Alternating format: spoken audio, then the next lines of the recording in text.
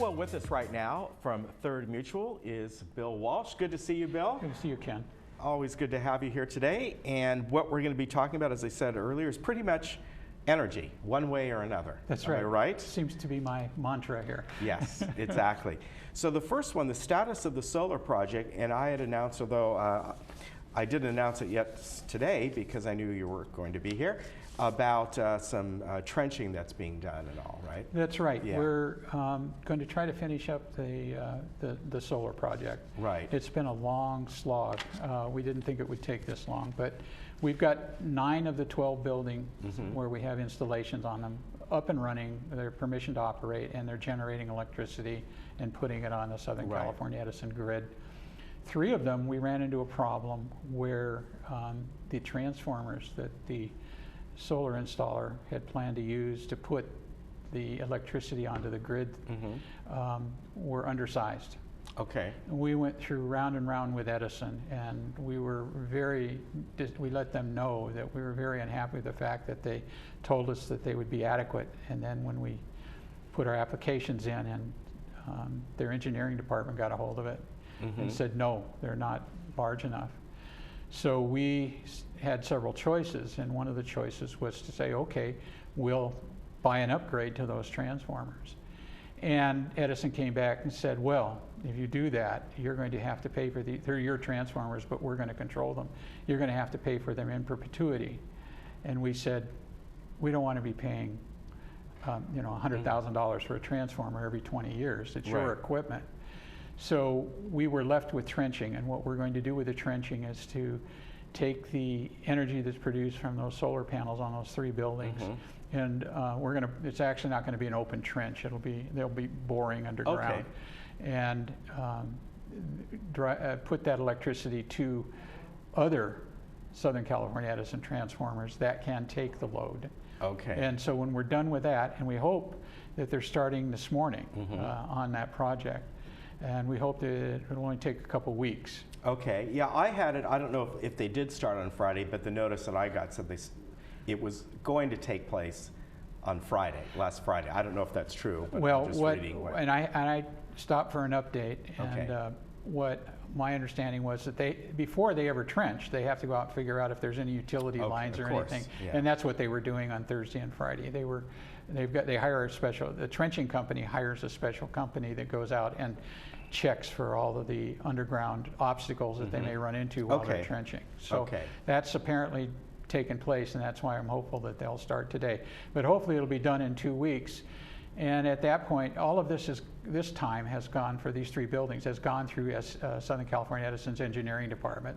So it should just be a matter of us saying, we're finished, please turn it on. And we hope we're finished with that.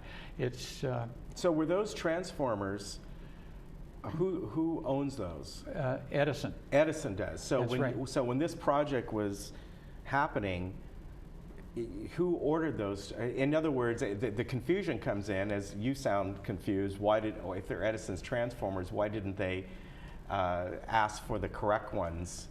They supplied them? Right. Well, the transformers are in place. Okay. And so when the solar installer came in and said, we're going to install solar, we're going to put the solar energy, the electricity we produce, onto the grid through this transformer. Will it take this amount of power? Well, the Edison representative at the time verbally said yes. Yes, okay. And so they went ahead and put the solar panels on the buildings. Had they been told no, it wouldn't, they probably would have chosen other buildings to put that solar on. Okay, so there were different transformers. There are different transformer capacities. Some are what they call 45 kVA, and some were 75 kVA, and some are 150, 200 kVA. So here we are. Okay, all right. So kind of, we still got a couple other things we're going to talk about when it comes to Edison, one of them the status of the streetlight replacements, right? Right. We had a meeting with them about 6-8 weeks ago with their representatives here, and over a telecon with the person who runs the streetlight acquisition program for Edison to allow us to purchase the streetlights. There are 788 streetlight poles in Third Mutual. They basically said, here's the contract, take it or leave it.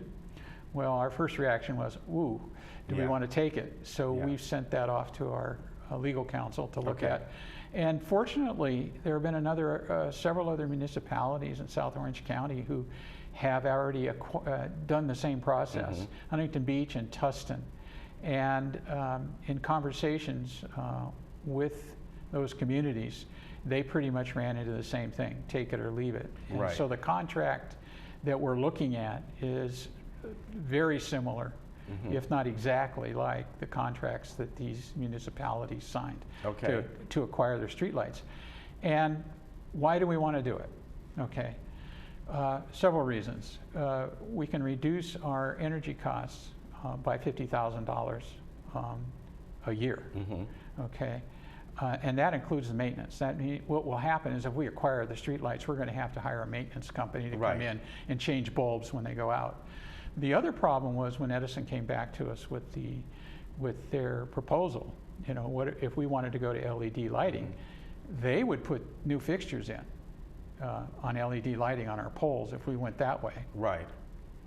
And the problem was they were going to sign us up for a 20-year program that would cost us even more for electricity than we're paying today. Oh, gee. And so we decided, you know, if we want to go to LED lighting and improve the lighting on the streets with new fixtures and or LED light bulbs or whatever we're going to do, because that's not totally clear yet because we've got to do some pilots and see what works. Right. It became pretty clear that the best option for us, for the community, in terms of cost savings and getting something that was more effective than the dim lighting that we have on the streets, we would need to purchase the bulbs. So per that meeting of 6 to 8 weeks ago, we've probably got until mid-August Okay. to sign the contract.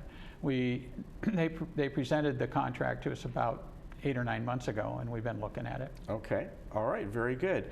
Also, you have, as far as, you know, this is all about energy. So one way or another, it goes back to SCE about replacing laundry room dryers with coin-operated dryers, right? Tomorrow at 10 o'clock in the Cypress Room in this building, we're going to have the third Mutual Energy Committee meeting. And in there, we're going to open up a discussion to explore the idea of bringing coin-operated dryers into the laundry rooms in Third Mutual. And I heard through the grapevines, I think Steve Leonard, it might have been Steve and Bert Moldow, had gone down and talked to people like Maytag and stuff. And it turns out, I think what they told me, and this is hearsay, that most of the dryers in Third are residential dryers. They're not commercial dryers.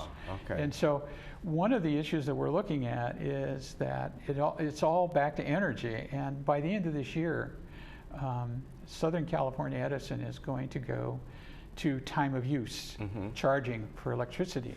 And what does that mean? We don't know yet. Right. But right now, in the summertime, most of us pay a premium for electricity if we use it between the hours of, well, we don't because we have fixed rate as residents. Right. But coming up right now, what they consider high peak usage would be between the hours of like 1 o'clock in the afternoon till 6 in the evening. Right. So what's happened with Edison is because people's Americans' energy use habits have changed. It used to be that we used a lot of energy when everybody went to work and went to their office buildings and turned on all the lights and the air conditioning and everything else. And it was kind of like a one-hump camel if you looked at a graph. Yeah. Well, what's happening is everybody's got home entertainment systems now. They don't go to the movies anymore, you know, or as much. Yeah, exactly. And so it's like a double hump camel. So there's another big surge or a peak in the evenings when everybody gets home. And so they're trying to level load the energy usage at Edison. And one way to do that is to make it more expensive for people in the evening to use a lot of energy. So we don't know what the time frame is going to change, whether it's going to change from 1 to 9 at night, you know, and that's supposed to be, we're supposed to get notified of that. Consumers are supposed to get notified of that probably by the 1st of next year. Yeah, you know, it's an interesting kind of a topic about that, because in general, yes, people might go home and they get online, they might be doing these things, but generally those devices are on throughout the day. Right. I mean, we don't turn off our computers and all. That's they may not go to sleep mode, but when you use them, you really, your standard computer nowadays does not use a lot of energy. Right. And so I don't know, or washer and dryers at night or whatever it might be, but so it's interesting that Edison brings that up. Right, it seems counterintuitive, doesn't it? Yeah, it does. I know. Yeah. But anyway, back to, I kind of digress on some of these things, but back to the whole idea of exploring the idea of using coin-operated washing machines. We certainly, right now in the three-story buildings, they're considered commercial buildings. And so we're under something called time of use GS1, okay? So that means if they change the peak hours, we could be paying a premium for electricity in the laundry rooms later in the day. A lot of people like me like to do our laundry in the morning, but if they stretch those hours out for time of use in 2018, it could be pretty costly to the community. So we're looking at trying to hopefully get more efficient dryers. Yeah. And make people think twice before they, dry during certain times of the day. Right. All right. So we'll see what happens with that. Yeah, we'll be just talking about that tomorrow. It's on the exploratory stage right now. Okay. All right. Very good. Anything else you'd like to add? I see you added a couple extra topics there on your sheet. Right. Just wanted to say that we're progressing with our LED light replacement program. We're now working on finishing up the standalone laundry rooms. Okay. And when we're finished with that, we'll move on to two-story buildings. Not necessarily in the two-story buildings a lot of cost savings, but there's going to be a standardized fixture, and maintenance will go down. So the money saving there will be the fact that we've got light bulbs that are going to last a lot longer, so we don't have maintenance going out and changing them out a lot of times. Yeah. And the only other thing is I want to let people in Third know, I think in between gates 5 and 6, in what is known as the wedding cake area, where parking is miserable for cars. There's been a lot of redlining of curbs in the community over the many years. Many of them at the request of residents, because they're backing out of carports. There's not a lot of space and they're afraid of running into a car. About 6 or 7 months ago, Third hired Urban Crossroads, a company, to come in and analyze our situation. And they have identified areas where we should actually take the red paint back off of the curbs to improve. And it's a way, it's the least expensive way to start addressing the parking problem. Yeah. So by taking the red lining off. We can't take red lining off where it's a fire lane. Right, of course. Where the fire department put it on. Yeah. But there's a lot of area, there's a lot of hundreds of feet of curb that have been redlined by the community. That they're going to look, that Urban Crossroads says you should be able to take that off. And so hopefully it'll improve parking. That's the goal. All right. So, thank you. Very good. Always good to see you. And by the way, if you want to attend that Energy Committee meeting tomorrow, it is tomorrow in the Cypress Room at 10 o'clock. So there you have it. Thanks a lot, Ken. Good to see you. Good to Always see you. Good to see you. Okay. We'll be right back.